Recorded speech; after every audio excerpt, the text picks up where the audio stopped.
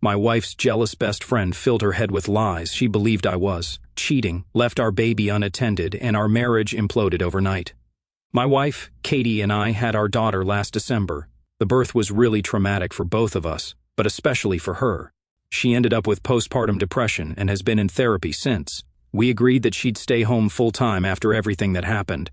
So, I've been the one bringing in the money. That's been our plan from the start. She'd focus on getting better and taking care of our baby while I worked to cover the bills. Everything was fine for the first few months. She had her therapy sessions, I did my job, and yeah, it was hard, but we were managing.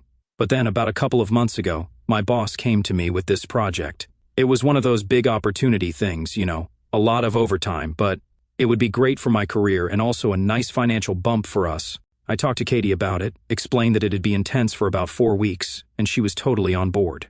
We figured her mom and her best friend, Molly, could help with the baby while I focused on work. Now, Molly's been Katie's best friend forever. She's a stay-at-home mom too, with 2 little kids, so it made sense for her to come over and help out during the day. At first, it was going great. Katie seemed a little more relaxed. Molly was good with the baby, and I felt like we had a solid support system going on. But as the project stretched on, things started to feel off.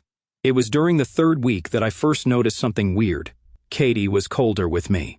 I'd come home after a long day, and instead of a normal conversation, she'd just give me these short answers or act distant. At first, I thought she was just tired. I mean, she's dealing with a lot, right? But then I noticed that Molly was hanging around more and more, staying later in the evenings. Like way after dinner time, when she'd usually have gone home to her own kids. So, one night I get home, and Molly's there again. It's late, probably around 9 or 10. And instead of heading to bed, she's sitting on the couch with Katie. I say a quick hello and go straight to check on our daughter, like I always do. But as I'm walking down the hall, I hear Molly say something like, "See, he doesn't even stop to greet you first. Definitely a sign." A sign? A sign of what? I turn around feeling pretty confused and ask her what she's talking about. And that's when it hits the fan. Molly straight up accuses me of having an affair. She says I'm being distant, not paying attention to Katie, and that the long hours at work are just a cover-up. I was so blindsided by it, I didn't even know what to say at first. Then she goes on, saying that I must hate Katie now because she has postpartum depression and gained weight from the pregnancy, and that's why I'm supposedly cheating. I just stood there, stunned, like, how did we get here? I turned to Katie, thinking she'd laugh it off or tell Molly to stop being ridiculous. But instead, Katie starts crying, not just a few tears, full-on sobbing. Molly's standing there, arms crossed, looking all self-righteous, and then she demands to see my phone. She said that if I wasn't hiding anything, I should have no problem handing it over. I refused, of course. It's my phone, and I'm not about to let her go through it like I'm some criminal. But then Katie looks up at me with these sad, tired eyes and quietly asks if she can see it. At that moment, something broke inside me. I can't even explain it, but the fact that she thought I could actually be cheating on her after everything we've been through just wrecked me. I'd been working so hard for us, for her and our daughter, and now she, sitting there thinking I've been sneaking around behind her back. But I loved her, and I wanted to prove her wrong. So I handed her my phone. She goes through it, looking for anything suspicious. And guess what? Nothing. There's no affair, no secret messages, no hidden apps, just my work emails, texts, and a bunch of dumb memes from my buddies. Molly doesn't back down, though. She starts yelling about how I must have deleted the evidence. Like, seriously? That's when our daughter woke up from all the noise, and I lost it. I told Molly to get out of our house. I was done with her.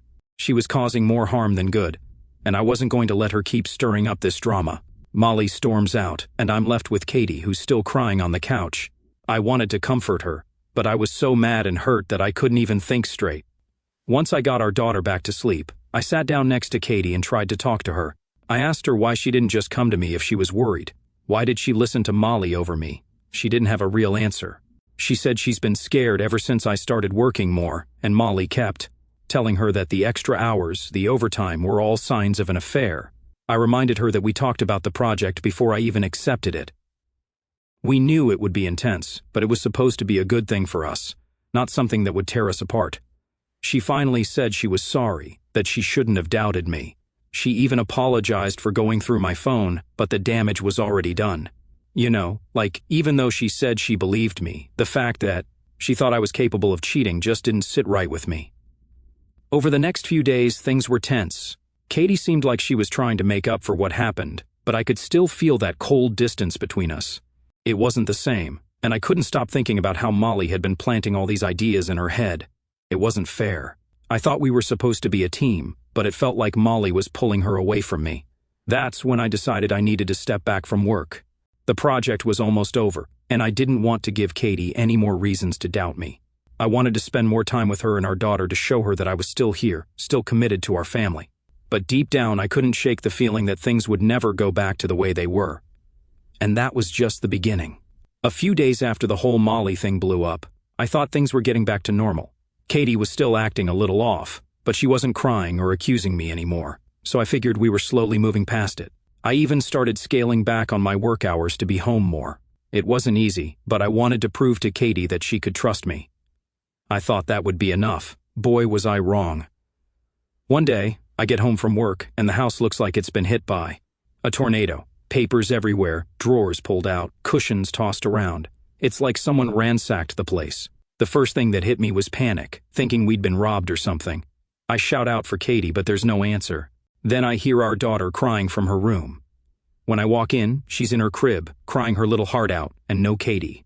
No note, nothing. Just a wrecked house and my baby girl totally alone. My mind's racing at this point. I call Katie's phone, but it goes straight to voicemail. I'm trying not to freak out, but I'm freaking out. Did something happen to her? Did she get hurt? I don't even know what to think. I start calling around, her parents, her friends, anyone who might know where she is. No one's seen her. Now I'm really worried. So I call my mom, asking if she can come over and watch our daughter while I try to figure out what the hell is going on. Before my mom can even get to the house, Katie walks in, with Molly driving her. I see the car pull up through the window, and I instantly feel a mix of relief and anger. Molly doesn't come in, which I'm honestly thankful for. But Katie walks through the door, eyes red, clearly upset, but not saying a word. I'm standing there in the middle of this wrecked house, holding our crying daughter, and all I can say is, what the hell happened? Where were you? And instead of explaining anything, Katie starts yelling, not like the sad, emotional kind of yelling, but angry, almost like I did something wrong. She's accusing me of cheating again. She says the therapy I told her I was going to start is just a cover-up so I can sneak around and meet my mistress. At this point, I'm just in shock. Like, how are we back to this? We just went through this whole thing a few days ago, and now here we are again. I try to stay calm. I try to explain that I'm going to therapy because I need help dealing with all the stress and everything that's been going on, not because I'm hiding anything, but she doesn't care. She's convinced that everything I say is a lie, and then she does something I never thought she'd do. She hits me, right in the face. It wasn't a slap either, it was a punch. My nose starts bleeding instantly, and I can't even process what just happened. She kind of freezes too, like she didn't expect to do that. Her face goes blank, and she just sits down on the couch, staring at the wall, completely zoning out. No apology, no reaction, nothing. I'm standing there with a busted nose, holding our crying daughter, trying to wrap my head around what just happened. I didn't know what to do. All I knew was that I had to get out of there, not just for me but for our daughter's safety. I wasn't going to take any chances after she laid hands on me. If she could do that to me, what if it happened again? But worse. So I call my mom back, telling her to come over ASAP, and while I'm waiting, I pack a bag for our daughter. Katie's still just sitting there, not moving, not saying anything. She's completely checked out. It's like the woman I married is gone, and I'm looking at a stranger. When my mom finally gets there, I explain the situation in the quickest way possible. She's shocked, of course, but she doesn't ask too many questions. We leave Katie on the couch, and I take our daughter to my parents' house. The whole drive over, I'm trying to process everything. Like, how did we go from a happy family to this mess? I know Katie's dealing with a lot mentally, but I never thought things would get this bad. I'm scared for her, but I'm also scared for myself and our daughter. I can't let this keep happening, but I also don't want to just abandon her. She's sick, I know that. But where do I draw the line between helping her and protecting myself? Once we're at my parents' place, I drop off my daughter with my dad and head straight to urgent care. My nose was throbbing the whole time and I had blood all over my shirt. The doctor said it wasn't broken, but it was going to be sore for a while. They gave me some pain meds and sent me home. By the time I got back to my parents' house, it was late, and my daughter was already asleep. I sat down with my mom, trying to explain everything that happened, but even as I said it out loud, it didn't feel real. My wife had hit me. My wife, the woman I love and had a child with, actually hit me. And now I had no idea what was going to happen next. The next morning, Katie's parents called me. They were obviously worried about her, and I told them what happened. I didn't mention the hitting part, though. I couldn't bring myself to say it. But they knew something was seriously wrong, and they suggested inpatient treatment for her. It was the first time anyone had said something that made sense. We agreed to separate for now. Katie would stay with her parents, and I'd stay at mine with our daughter. I wasn't ready to go straight to divorce, but I couldn't go back to living with her. Not like this, not after what happened. I needed to protect myself and my daughter, and I couldn't trust Katie to not hurt me again. That night, lying in bed at my parents' house, I realized I needed to do more than just wait for things to get better. I needed to take action. Make sure I was legally protected if things went south. I started documenting everything: the ransacked house, the accusations, the hitting. I didn't want to think about a custody battle, but at the same time, I couldn't ignore that it might be coming. My heart was broken. I love Katie, but this wasn't her anymore. This was something else, something dark and messed up that had taken over, and as much as I wanted to believe she'd get better, I had to face the reality that she might not. So, I did the only thing I could do. I kept my distance, prayed for her to get help, and made sure my daughter and I were safe. Update 1. So, after that night, I moved in with my parents. Like I said, it wasn't easy. Every day, I was thinking about what the hell had gone wrong in my marriage. Katie and I had always been close, and now it felt like I didn't know her anymore. I was trying to focus on my daughter, but it was hard with everything going on: the house, the accusations, the fact that she hit me. It was all just too much. A few days go by and I haven't heard much from Katie. Her parents were doing their best to get her some help, but they were worried too. They didn't know how to handle this any more than I did. My mind was going back and forth, trying to figure out if there was a way to save my marriage. Maybe if Katie got the right treatment, she could come back from this. But the longer I thought about it, the more I realized that I needed to protect my daughter. That had to be my priority. One night, maybe 4 or 5 days after I moved out, I'm just sitting at my parents' house playing with my daughter when I get a call from Katie's dad. He says Katie's been asking to see our daughter. They were trying to get her into inpatient treatment, but she was refusing. Apparently, she was insisting that she could still be a good mom, and that this was all my fault. I didn't know what to say to that. Part of me wanted to let her see our daughter, but another part of me was terrified. I mean, she left her alone before, and she hit me. I wasn't sure if it was safe. Katie's dad told me that she wasn't doing well, and he was worried about her mental health. He asked if maybe she could see our daughter with him and Katie's mom supervising. I agreed, but only if it was in a controlled environment. I wasn't going to let her be alone with our baby, not after everything that had happened. So we set up a visit at her parents' house. The whole drive over, I had this sinking feeling in my stomach. I didn't know what to expect. When I got there, Katie was sitting in the living room, looking, well, she looked bad. Her hair was a mess, her eyes were swollen like she'd been crying for days, and she was just staring at the floor. She didn't even look up when I came in with our daughter. Katie's mom tried to make things feel normal, like it was just a regular visit, but it was so awkward. I sat on the other side of the room, holding our daughter, while Katie's parents tried to get her to talk. She didn't say much. Just a few words here and there, mostly about how she missed our daughter and how this was all my fault. I could see her mom getting uncomfortable, but she didn't say anything. They were obviously walking on eggshells around Katie. The visit was only about an hour, but it felt like forever. I was relieved when it was over. Katie barely interacted with our daughter at all. She just kept staring at her and then back at me, like I was the enemy. I tried to talk to her, to ask if she was going to get help, but she just ignored me. Her dad finally stepped in and said it was time to wrap things up, and I was out of there as fast as I could. On the way back home, my phone buzzes. It's a text from Katie. She's angry again, accusing me of turning our daughter against her, saying I was keeping her away on purpose. I didn't even respond. I couldn't. There was no reasoning with her at this point.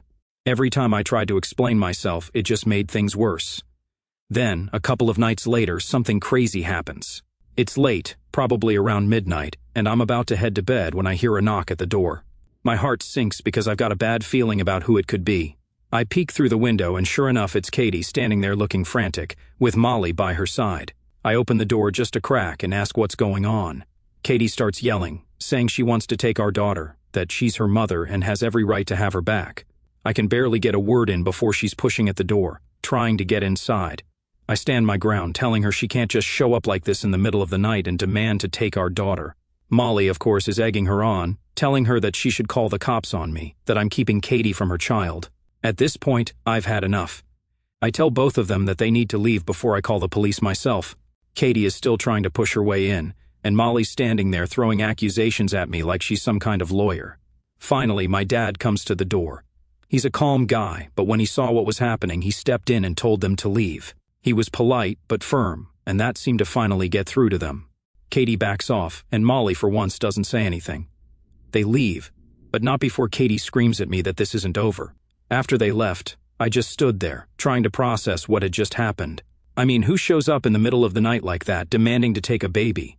I knew right then and there that I needed to take more drastic steps. Katie wasn't in her right mind, and as much as I didn't want to escalate things, I had to protect my daughter.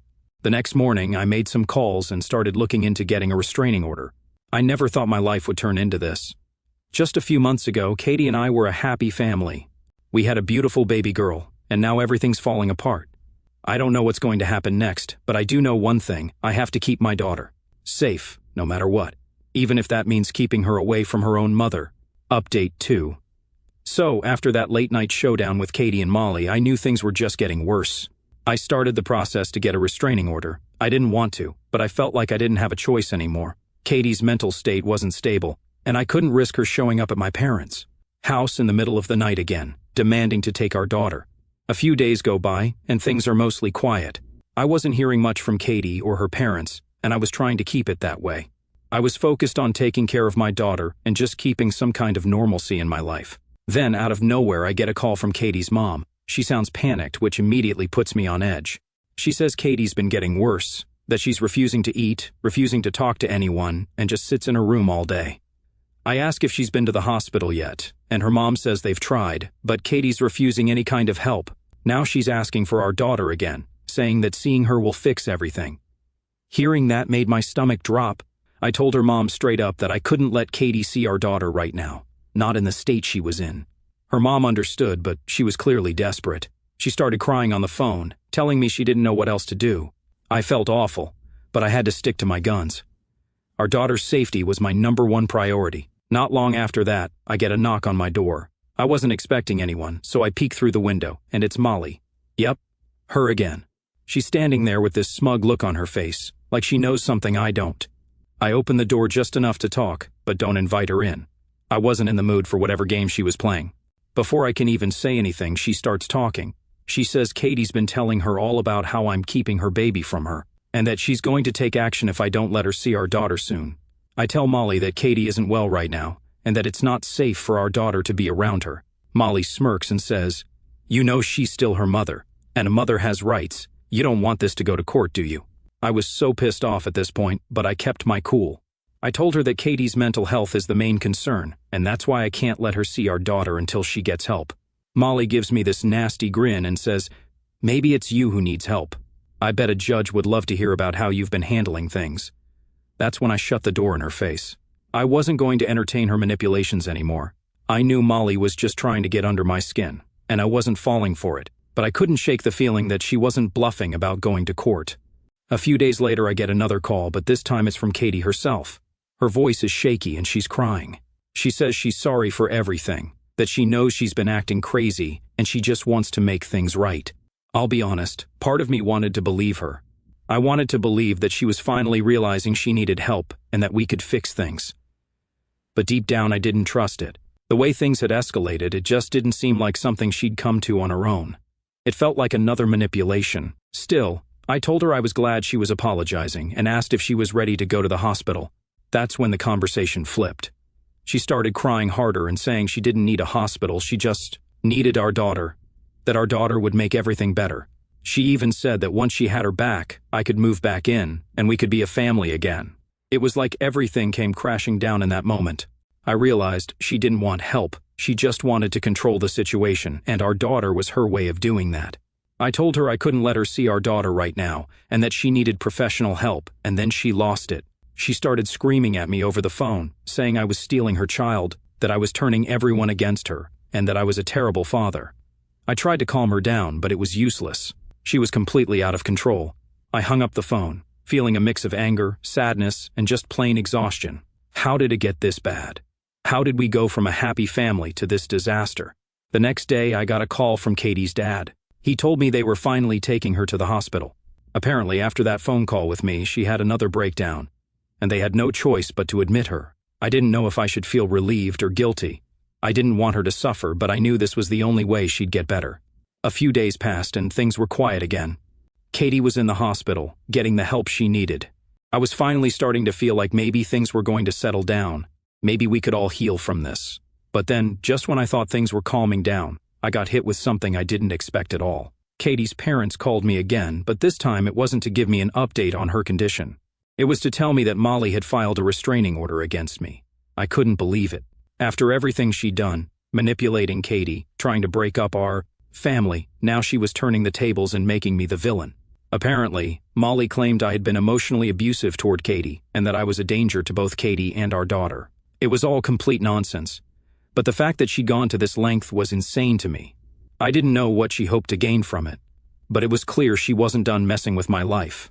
Now I'm not only dealing with my wife's mental health crisis, but I'm also fighting off false accusations from her manipulative best friend. It feels like everything's spiraling out of control, and I don't know what's coming next. Update 3. So, after the whole restraining order thing from Molly, I was honestly in shock. I couldn't believe she'd stoop that low. I mean, I was the one trying to keep everything together while my wife was going through her mental health crisis, and now I'm the one getting accused of being emotionally abusive. It was like something out of a nightmare, and I was living it. I knew the restraining order was bogus, but the fact that she even filed it threw me off completely. I had to lawyer up and fight it, which was just another thing to add to the list of crap I was already dealing with. I spent days preparing with my lawyer, gathering evidence to show the court that Molly was the one manipulating Katie, not me. I had texts, emails, everything. But still, I couldn't shake this feeling of dread. What if they believed her? What if this whole thing turned against me anyway? The court date came up pretty fast. I walked into that courtroom feeling like I was on trial for something I didn't even do. Molly was there, all smug, like she had already won. Katie's parents were there too, sitting behind her, which hurt even more. I knew they were struggling with everything that had happened, but seeing them take Molly's side, that stung. The judge starts off by letting Molly talk. She goes into this whole dramatic story about how I've been emotionally abusive to Katie, how I've isolated her from her friends, aka Molly, and how I'm keeping her daughter away from her. It was ridiculous, but she said it with such confidence that I could see a couple of people in the courtroom buying into it. I sat there, grinding my teeth, trying to keep my cool. Then it was my turn. My lawyer went through everything, the texts, the emails, the timeline of events. We showed how Molly had been interfering in my marriage, how she'd convinced Katie I was cheating, how she'd escalated things to the point where Katie had a mental breakdown. I even had witnesses, people who knew Molly and knew how she operated, who could back up what I was saying. We laid it all out there, no stone unturned, and guess what? The judge saw right through Molly's lies. The restraining order was thrown out, and Molly was visibly pissed. She stormed out of the courtroom without even looking at me. Katie's parents, though, they just sat there, looking defeated. I don't think they knew what to believe anymore. But even with that little win, it didn't feel like a victory. Not really. I was still dealing with the fallout of everything. Katie was still in the hospital, and I hadn't heard much about how she was doing. Her parents stopped contacting me after the restraining order incident, and I was starting to feel completely cut off from that side of my life. All I had left was my daughter, and I was doing everything I could to keep her safe. A couple of weeks later, I got the call that changed everything. It was Katie's mom. She sounded different, not panicked like before, but more calm, and that scared me. She told me that Katie had been asking to see me, that she wanted to talk. I wasn't sure what to expect. Was she getting better? Did she want to apologize? I didn't know, but I agreed to go, more for closure than anything else. So, I show up at the hospital, nervous as hell. I hadn't seen Katie in weeks, and the last time we spoke, it didn't exactly go well. When I walked into her room, she looked better. Still not herself, but definitely more put together than the last time I saw her. She didn't look at me right away. She was just staring out the window, like she was lost in thought. Finally, she turned to me and said, "I'm sorry, it caught me off guard." After everything that had happened, hearing her apologize was the last thing I expected. I didn't know what to say, so I just sat there, waiting for her to continue. She told me she didn't know what was real anymore, that Molly had filled her head with so many lies that she started to believe them, even when part of her knew they weren't true. She admitted that she felt ashamed of how she treated me, but that she still couldn't understand why I had taken our daughter away. That's when I had to explain everything again, as gently as I could. I told her that it wasn't about me trying to hurt her, but about protecting our daughter. I reminded her of the night she hit me, the night she left our daughter alone in the house. She started crying, saying she didn't remember half of it, that her mind was so foggy back then. It was hard to hear, but I could tell she was being honest. Then she said something that really hit me. I don't think I can be a mom right now. It was like a punch to the gut, but at the same time, it was a relief. For so long, I'd been holding on to the idea that we could fix this, that Katie could get better, and we'd go back to being a family. But hearing her admit that made me realize how far gone things were. She wasn't in a place to be a mother, and I had to accept that. We talked for a while longer, mostly about our daughter and what was best for her. Katie said she wanted me to have full custody, at least for now. She needed time to get better, and she didn't want to risk putting our daughter through any more instability. It was the hardest conversation I've ever had, but it was also the most honest. When I left the hospital that day, I felt empty, but also like a weight had been lifted. I knew Katie wasn't out of the woods yet, but at least now there was some clarity. I wasn't living in this constant state of uncertainty anymore. I had a path forward, even if it wasn't the one I imagined when we first had our daughter. So, here I am now. I've got full custody of my daughter, and I'm trying to build a life for the two of us. Katie is still in treatment, and I visit her occasionally, but things aren't the same. I don't know if they ever will be, but at least I know I did everything I could.